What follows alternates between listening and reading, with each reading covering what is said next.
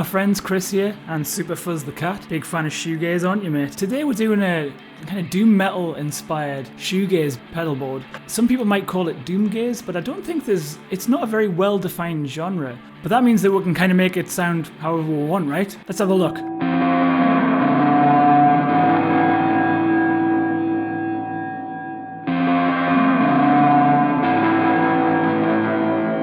First, we're going into two pedals that I would call make everything better pedals. The Tentacle from Earthquaker Devices, beautiful, beautiful, just makes everything better. Analog octave pedal. I think it's a clone of a Green Ringer. If you've only used digital octave, this is a completely different thing. Works really well with the tone control on your guitar. When you get up to the dusty frets on your neck pickup, that's where it comes into its own. Works well with fuzz and distortion. We're going into a Black County Customs Tony Iommi boost.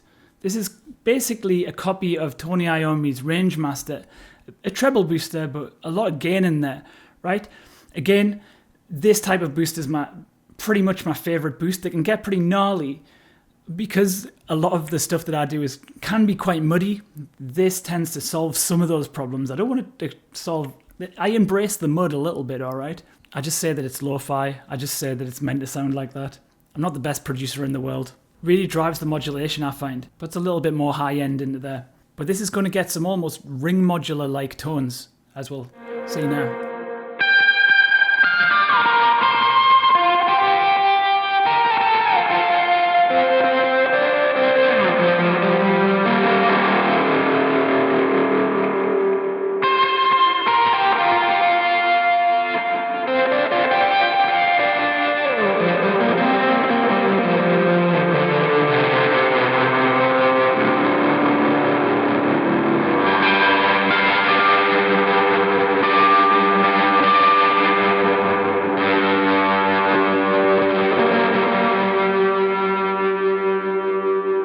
Details of all the pedals are in the description. Give it a like and a subscribe while you're down there, alright? Carcosa Fuzz, modern classic, I use it quite often. We can use it for a fuzz distortion sort of thing, but then we can get into tone bender sort of territory, that sputtering fuzz. I'm going to put it into a Boss Super Chorus. Bit underrated actually.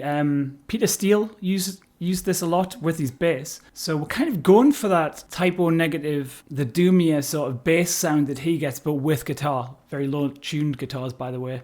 Now, we can produce some pretty horrible, nasty tones with this combination and also get something quite beautiful. It's always good to lie in between that sort of, is it beautiful, is it disgusting? Ideally, it's both at the same time sort of territory.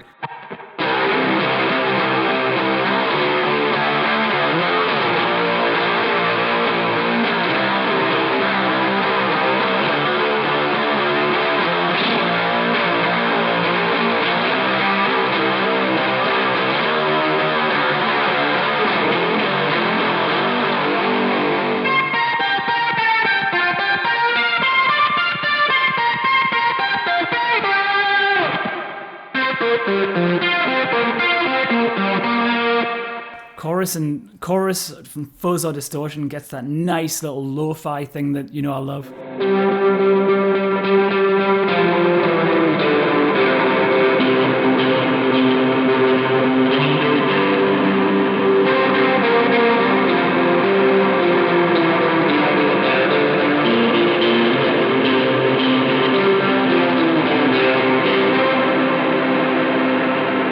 Bit heavy on modulation, this board, in a nice way, I think.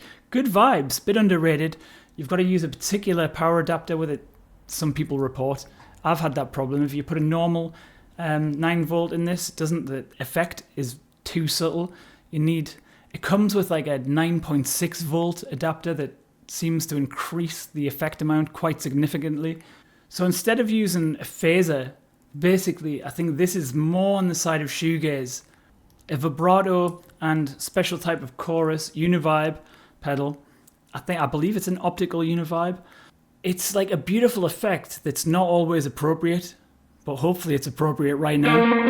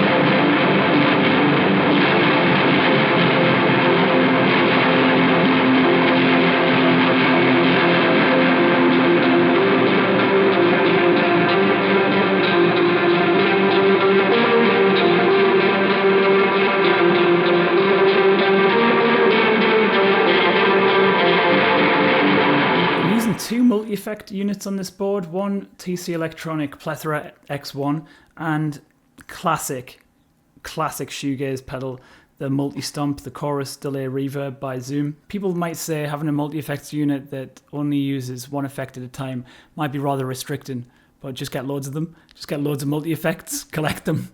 They're nice things to have. They're kind of Swiss Army knife pedals. This is worth having for the Hall of Fame reverb alone. It has a really good phaser in it. It has a good chorus in it. Surprisingly good Uni-Vibe, actually. And this just has everything. I really like the ring. I love digital ring mods, right? The particle reverb. Get a multi-effects unit if it's worth it for like a few of the effects alone, all right? So we can do nice stacked reverb, stacked delay, or stacked modulation with these, which I'm kind of partial to a little bit myself.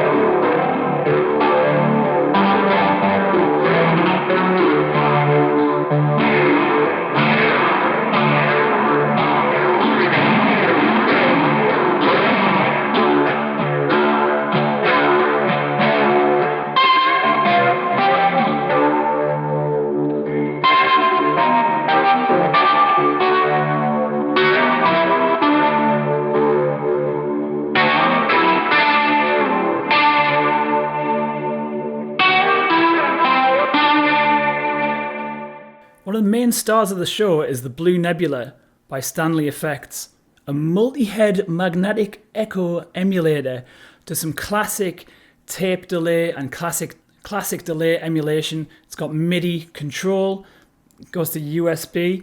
You can do a lot of stuff on the PC with this, I believe, but I haven't got around to doing that yet. I've been working with it for the past few months. It adds a really nice saturation. I've got those Make Everything Better pedals at the start of the chain, and this is a Make Everything Better at the end. It's just got a nice, like, kind of weird magic about it that it adds to any sound, even if you have the delay down really low. But it can get into beautiful ambient shoegaze territory as well. Really underutilized. It's used by a lot of, like, Hank Marvin fans, I believe, fans of the Shadows. It's got the community around this pedal is all, like, Hank Marvin based. Wonderful. I think it has a place in shoegaze. I think it has a place in doom. In doom metal, the Boss Space Echo is very popular. So I'm kind of replacing that with this.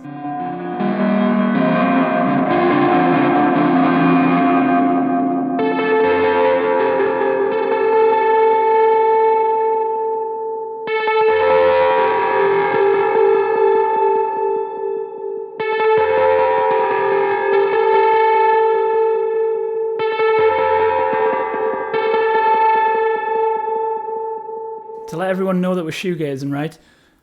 We're going into distortion at the end. I like to go into distortion after reverb more than fuzz after reverb. And at the moment, Mega Distortion by Boss is my favorite. It's got a really good... Boss are really good with their EQs on distortion pedals. This can get you some massive bass in there. Hey, don't hit the plant, man. Come on. You can get some really good bottom end, mess with the highs. We're just using it with a sort of subtle distortion after the reverb and echo. After that tape echo, yes. Oh, I like it. I hope you do too.